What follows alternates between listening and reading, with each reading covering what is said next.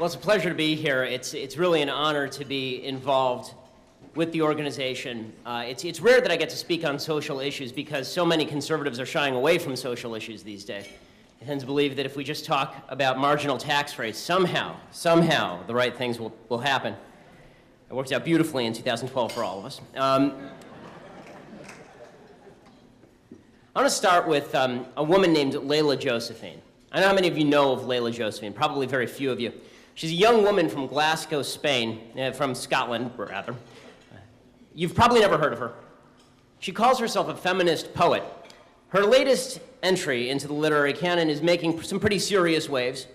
It's called I Think She Was a She. And here's an excerpt. I think she was a she. No, I know she was a she. And I think she would have looked just like me. Full cheeks, hazel eyes, thick brown hair, I could have pleated into dreams at night. I would have stuck glow stars on her ceiling and told her they were fireflies to protect her from the dark. I would have told her stories about her grandfather. We could have fed the swans at the park. She could have been born. I would have made sure that we had a space on the wall to measure her height as she grew. I would have made sure I was a good mother to look up to. But I would have supported her right to choose a life for herself, a path for herself. I would have died for that right, just like she died for mine.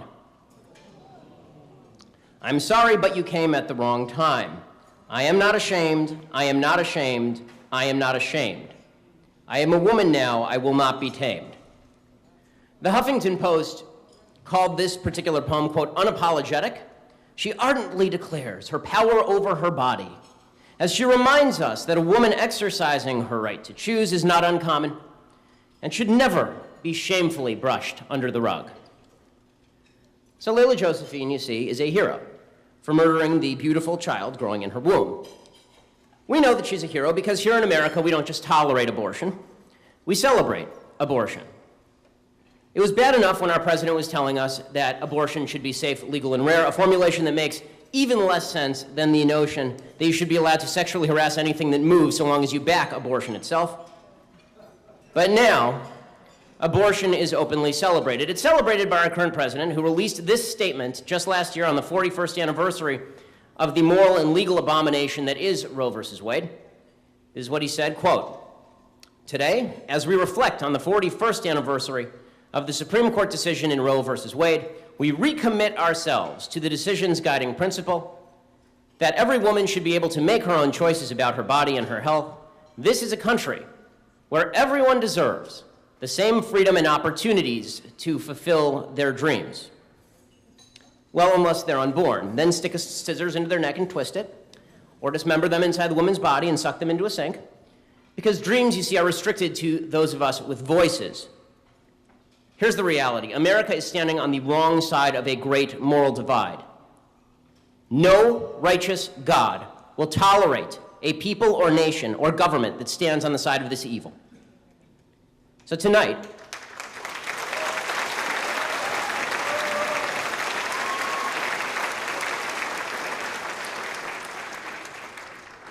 I want to discuss this great evil, why it is evil, why we tolerate that evil, and how we fight that evil.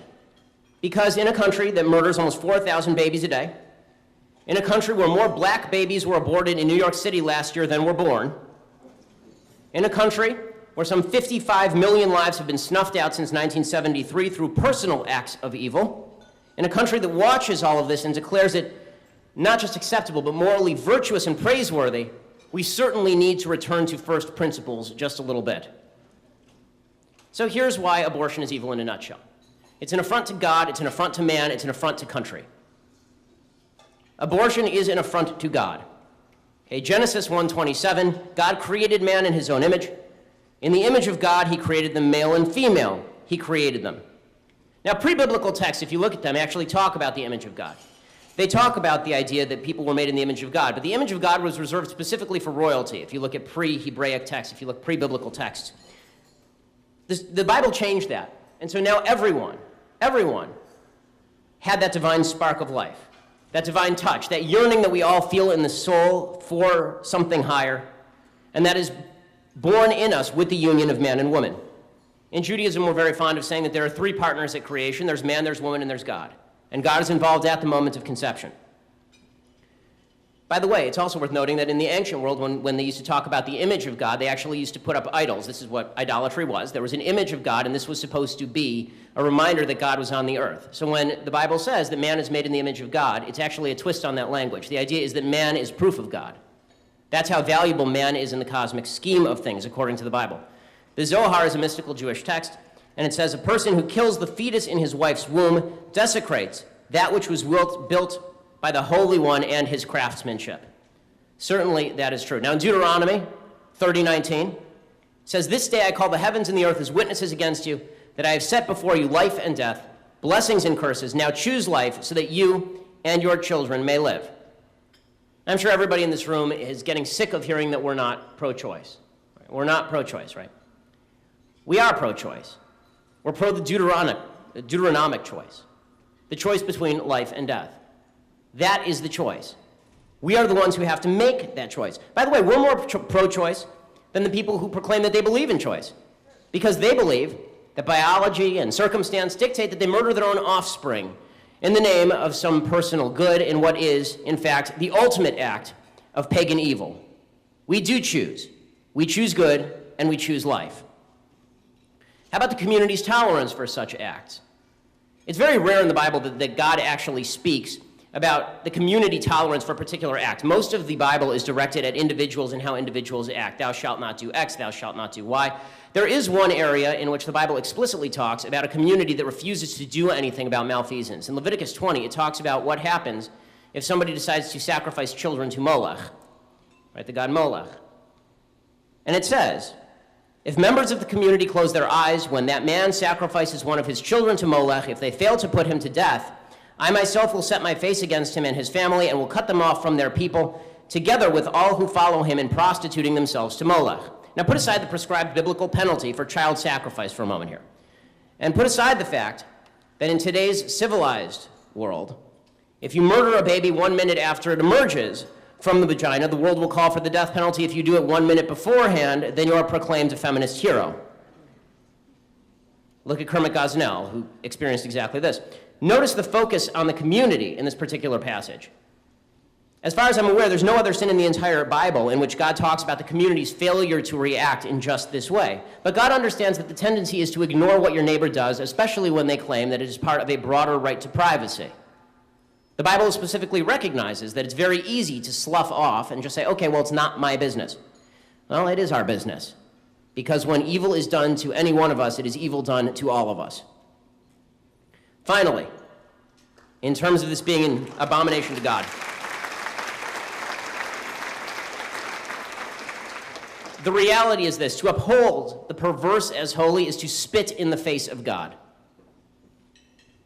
To uphold the perverse as holy is to spit in the face of God. The only reason for man being special is because of our potential for the closeness to God. And so there are people who have to rip that down. They prefer to live in a world in which there are no consequences to action, in which choice does not actually matter, in which they're left to do exactly what it is that they want to do in any animalistic way that they want to do it. And because of that, there's a desire, a deep desire to rip man away from God, to separate the two strands. And in order to do that, you have to degrade man to the level of animal. This is what our culture is doing. This is what we have been pursuing. In the name of personal choice, in the name of libertinism, in the name of so-called freedom, we have been degrading man to the level of animal. And that, of course, means that just like any other animal, killing a baby in the womb is not a big deal. So abortion is an affront to God. Now, as for it being an affront to man, man is characterized, even from a secular point of view, by a couple of things. Usually it's typicalized by reason and science. Right? The idea is reason and science dictate the difference between man and animal from a secular point of view, leaving completely aside the Bible and God. Abortion rejects every basic principle of both reason and science. Every basic principle. And this is where the secularists in the audience can tune back in, because we're done talking about the Bible for now. Science itself rejects the notion that arbitrary guidelines can be set by the scientifically ignorant on what constitutes life and what does not constitute life. That it just depends on how you feel that day. If Chelsea Clinton had decided 3 days before she had her child to abort that child, the entire media would have gone back to calling it a fetus and pretending it didn't matter. As it was, the celebration of the new Clinton child, the royal baby, was long and extensive and preceded the birth by weeks. Whereas we're supposed to believe that that was not a baby in there had she decided the other way. Then it just would have gone back to being a ball of cells, you see, because it's all in our heads. It all depends on what we feel like that day. The same scientists today who pretend that aborting an unborn child is not in fact aborting an unborn child would be the first to proclaim that life were found on Mars if a one-celled organism were found there.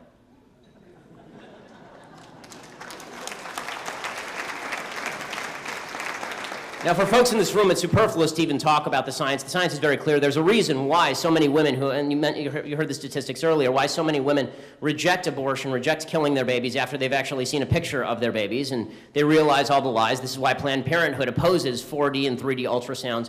They do not want anybody seeing the reality of the situation, because were people to see the reality, they would recognize the evil of their own hands. But the science is absolutely clear on this point. The baby's heartbeat begins at 18 days after conception. It develops its own closed circulatory system by 21 days. By this point, by the way, most women don't even know that they're pregnant. By week 3 after conception, the baby's brain, spinal cord, heart, and other organs have begun to form. By week 4, we're looking at the earliest facial features, week 4 after conception. By week 7, the baby has toes. By week 9, the baby has developed external sexual genitalia, which is, of course, why you can now determine whether you have a boy or a girl, which is one of the great moments in human life if you've never experienced it. It's an incredible moment. By week 10, the baby has fingernails. And that's all in the first trimester, right? This is the place where abortion doesn't matter. And it gets worse from there, obviously.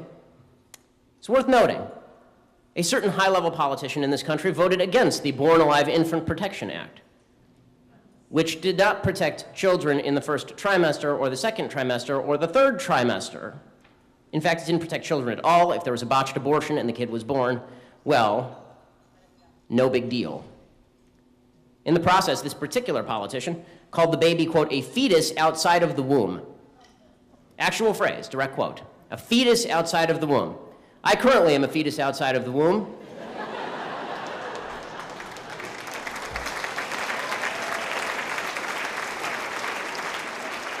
If I get my math anywhere close to right, I'm now in my 42nd trimester.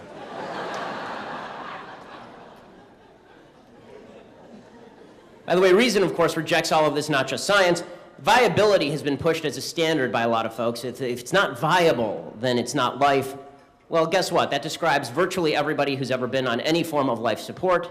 That describes every baby up to the age of about 4, because I promise you that if I left my 9-month-old baby to fend for herself, she would not last for long. By the way, you ever know that babies are socialists? They just cry and they want everything to come to them. The nice thing is that they actually grow out of it at a certain point.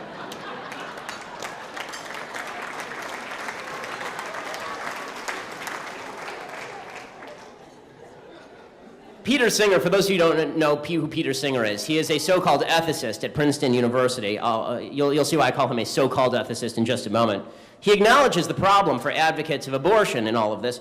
He wrote in the Scotsman, I don't know what's going on in Scotland, something. He wrote in the Scotsman, which is the paper over there in 2009, quote, opponents will respond that abortion is by its very nature unsafe for the fetus. They point out that abortion kills a unique living human individual. That claim is difficult to deny, at least if by human we mean member of the species Homo sapiens. These are his actual words. Right? Typically, that's a pretty good definition of human, members of the species Homo sapiens. It's right on, actually. But he doesn't believe that. He believes that human beings should be killed if they lack rationality, autonomy, and self-consciousness. If they lack these 3 things, then you are fine killing them. And therefore, he takes it to its logical extreme. Listen, I appreciate Peter Singer because at least he's honest. Okay, there are a lot of folks out there who are pro-abortion who are not even honest about their own principles, because if they looked their own principles in the face, they could not wake up and look in the mirror in the morning. Peter Singer, at least, is ideologically and philosophically honest, and that's why it's so much fun to read him. And to read him to all the people who consider themselves pro-choice and who would be horrified and immediately go to the bathroom to vomit if they recognized what it is that they stand for. Peter Singer said that killing a newborn baby is never equivalent to killing a person. That is, a being who wants to go on living, which is his definition of a person, is a being who wants to go on living. Of course, by that standard, you should kill anybody who's hooked up to an iron lung, anybody who's unconscious, because you're really not self-conscious when you're unconscious, and anybody who is mentally ill because you are not rational. This is what we used to call eugenics, and now it's just called mainstream leftism. Finally, abortion is not just an affront to God and to man, it's an affront to our country, our specific country. A few practical reasons, to get into Mitt Romney territory about efficiency and practicality, a few practical reasons. Okay, first of all, the United States is headed for a demographic demise. We are. There are not enough children that are being born. This is true worldwide also, by the way. There are not enough children being born. I know there are all these people out there saying that overpopulation is the scourge of the earth and who are worried we're going to have to move to the moon and all the rest of this nonsense. And they never got past Thomas Malthus, to the part where Thomas Malthus was wrong about everything that ever was.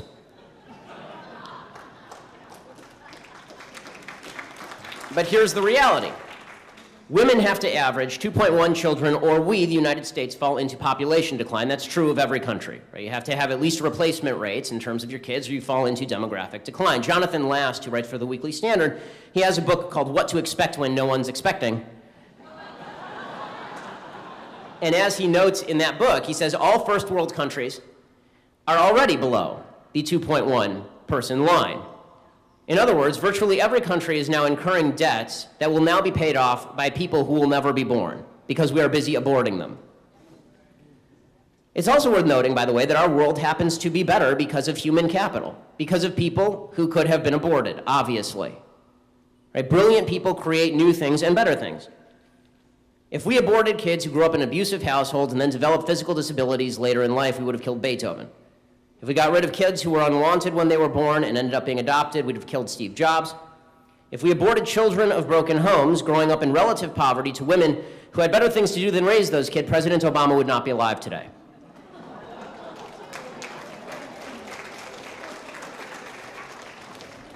Now let's talk about what America specifically is all about, because it really spells the moral demise of the nation. Abortion underlies everything, the anti-life movement, and that's what they are. They are not a pro-choice movement, they are an anti-life movement, therefore the degradation of human life in order to achieve further purposes, and that's why they have to fight a war on religion in particular, because it is religion that they hate. Religion dictates standards of morality, religion dictates behavior, and they can't have that. Let's talk about America, because America is the greatest country that ever was in the history of humanity, and it ain't close.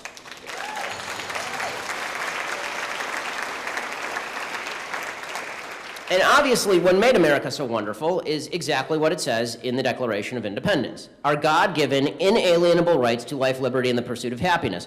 And we've talked about God and how he gave us these particular rights. So we don't need to go back into that for those who, I know there's people out there who shy away from the Bible as though they're a vampire and it's holy water. But let's talk about these particular rights. Okay, forget where they came from. Let's talk about these rights, because even folks who proclaim that they are pro-choice believe that there is life, liberty, and the pursuit of happiness in America, or at least pretend to believe that for political convenience. Okay, life. Obviously, the right to life extends to each individual. Anybody of any time in American history who would suggest that life, the right to life, does not extend to people of a particular race, religion, gender, or age would rightly be excoriated as evil. That means, obviously, that we have the right to defend not only our own lives, but the lives of our neighbors. This is why if you see a murderer who's going into your neighbor's house, under every jurisdiction in America, you have the right to shoot the person who's going into your neighbor's house. Maybe not California, every other jurisdiction in America.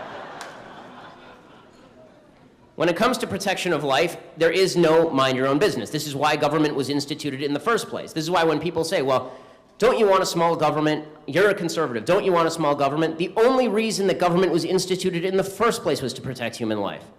This is why I want a small government and not no government. By the way, here's a quote that may be relevant in this context. Abortion was the wrong way. No matter how early it was performed, it was taking life. Who said that? It was not Pope Benedict.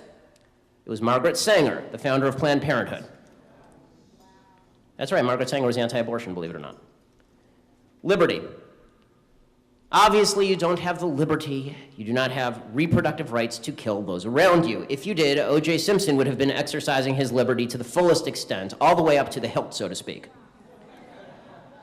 Anyone with a basic modicum of moral sense understands the truth of this argument. That's why it's so ridiculous, and that's why everybody groans when I read that Layla Josephine poem, and she gets to the part where she says, I would have supported her right to choose a life for herself, a path for herself. I would have died for that right, just like she died for mine. No, Layla, you wouldn't have. Clearly, and you didn't. Instead, you chose that she would not have life. That was your choice. She didn't have a choice. You took her choice away from you. That's not liberty, that's murder. Pursuit of happiness. There will be no happiness under the current vision of what life constitutes here in the United States. There will be no happiness because it turns out, and I know this is hard for a lot of young people, happiness is not the ceaseless pursuit of hedonism. It's not. I mean, we've been told this. I'm sorry. I grew up my entire life in this culture. I grew up my entire life in Hollywood. This is what we are told day in and day out. You give us our sex, you give us our drugs, you give us our cash, you give us our nice cars, and that's all that life is about. That is a recipe for depression, believe me. Living a moral and responsible life, as every great philosopher of the last several thousand years has discussed, is in fact the recipe for happiness. But apparently we dismissed that definition of happiness long ago because it actually requires standards. It's incredible that when we are told that our pursuit of a responsible life in which we enrich our families and the communities in which we live by first building those families and communities, it's incredible that when people tell us that all of that has to be compromised for the sake of personal hedonism, freeing people of the consequences of their own hedonism, because here's the reality, folks.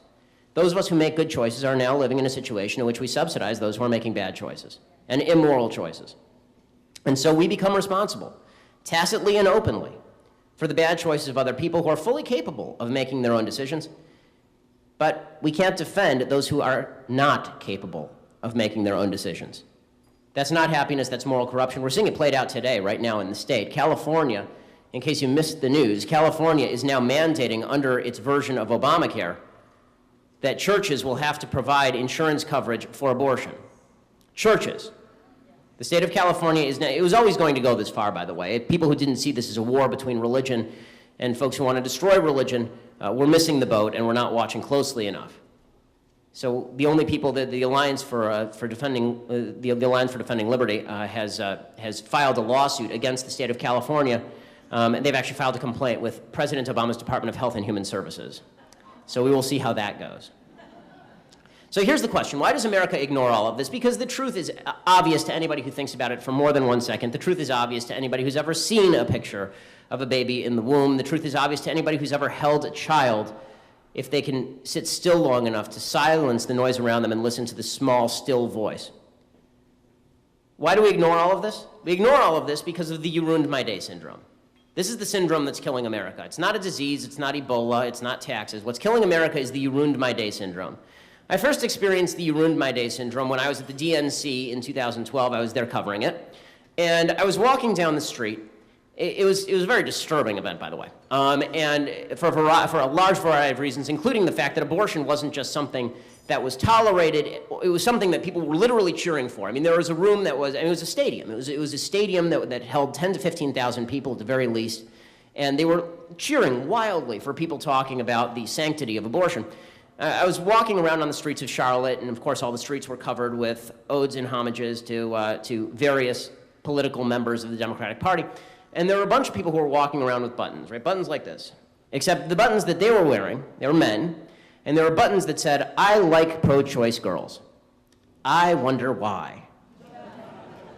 And what made it even worse was that they were walking directly past a group of protesters who were holding up signs with pictures of aborted babies. Right? And you've seen these. I mean, if you've been on campuses, if you're at UCLA, very often you'll see the protesters come out, or at UC they do it as well, and they bring out these big posters of aborted babies. And I remember I walked by them, and I thought, really, that's so gauche. That's so vulgar. I remember this thought popping into my head and troubling me. Because, hey, I grew up in LA, I went to college in LA, I spent my law school years in Cambridge, Massachusetts. This isn't exactly Lubbock, Texas. And so all of this made me vaguely uncomfortable. And then it occurred to me, well, yeah, that's sort of the point, isn't it? And people were walking right by it, just ignoring it, not even looking at it. And it occurred to me these were the same people who in 1944 would have seen that little blurb at the bottom of the front page of the New York Times about Jews being murdered in Auschwitz, and they just would have breezed right onto the sports section. These are the same people who look at women being beheaded by ISIS in Syria today, and they just look the other way, but they are deeply concerned if their condoms are not subsidized by a bunch of nuns. These people are suffering from the "you ruined my day" syndrome, because it turns out that reality ruins people's day. Immorality in your face ruins people's day. And that's what we've been shielded from, is the consequences. We're such a rich and powerful country. We've been shielded from the consequences of our own immorality. And we can't be. It should ruin our day. Evil things should ruin our day, and they should ruin our day until we fix them.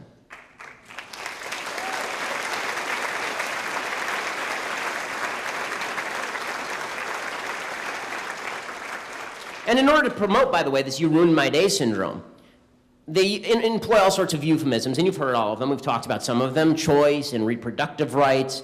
It's my body, it's my choice. Well, frankly, darling, I'm not that interested in your body. I'm not interested in your esophagus. I'm not interested in any part of you. I'm not even interested in your womb. I'm interested in the human life that is inside there, and that has no ability to defend itself from you and your grubby hands. Another part of you I'm not interested in. They talk about terminating a pregnancy as though it's a sterile environment, and all you're really doing is just shutting down a computer. Abortion itself is a term of euphemistic use. It is not abortion. I mean, any more than a murder on a daily basis is abortion. It is the willful killing of a human life. And by using the term abortion, we actually allow people to slide under the radar and use the term with alacrity. Because if you said, no, don't call it abortion, call it killing, call it what it is, people would become uncomfortable, it would ruin their day, and that, of course, is the point. So the question becomes, how do we win? The good news is the pro-life movement is one of the few movements in America that actually is winning. One of the few moral movements in America that is winning. And it is winning because it speaks the language of morality, and it's not worried about speaking the language of morality, and it's not shy about speaking the language of morality. The truth is that what gets at people's guts is that language of morality. It is the moral conflict. It is the good versus evil. It is the right versus wrong. And the fact that people who are pro-life have been so willing to speak up about this, the fact that science has now developed to confirm everything that we've been saying for the last several decades, all of that has combined to create a new pro-life movement among people my age, the same people my age who don't get a damn thing with regard to same-sex marriage, pretty much get everything with regard to pro-life movement. They are moving in that direction very, very swiftly, and that's very encouraging.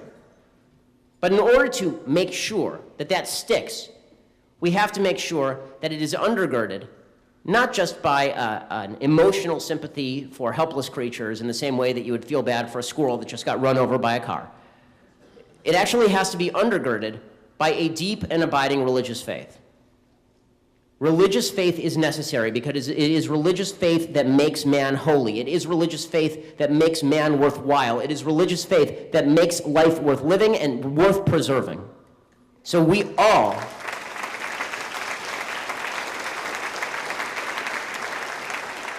and I have to say, I mean, I'm disappointed. I mean, this group, I'm sure that there, given where we are, I'm sure virtually everyone in the room is religious. The established churches, synagogues have blown it on this for the last several decades by avoiding talk of politics, by attempting to reach out and broaden the appeal by giving away the store. And you can't. You can't open up the Kmart, say everything is free, and then expect to stay in business. And that is exactly what religion has been doing. And I'm glad to see that there are people who are out there fighting every day to restore the value of the eternal and sanctified values that were granted by God and make man's living worthwhile.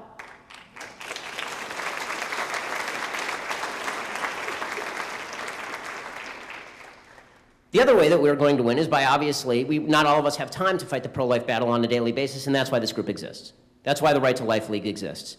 And you've seen all of the magnificent things that they're doing, from fighting back on the notion that we don't care about life after it's born, or we don't care about women, everything from the Elevate X campaign to the crisis pregnancy centers, to the maternity homes, to Project Rachel. All of these things are wonderful things. They are necessary things.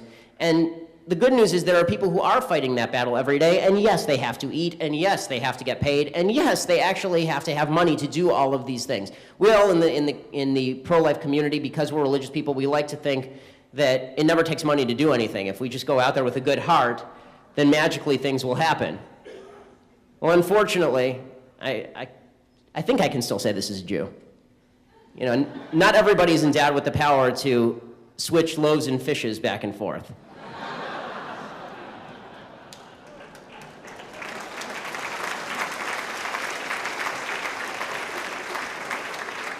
And so we can win if we speak the language of morality, if we have the right message, if we speak it rudely, yes, and brusquely.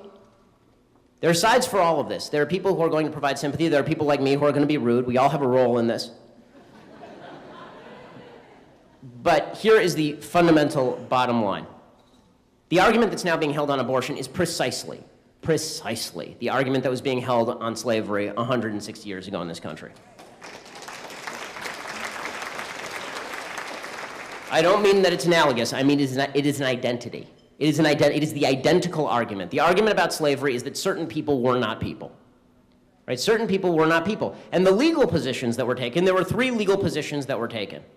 One was the John C. Calhoun position, slavery is an affirmative good, and therefore it ought to be preserved.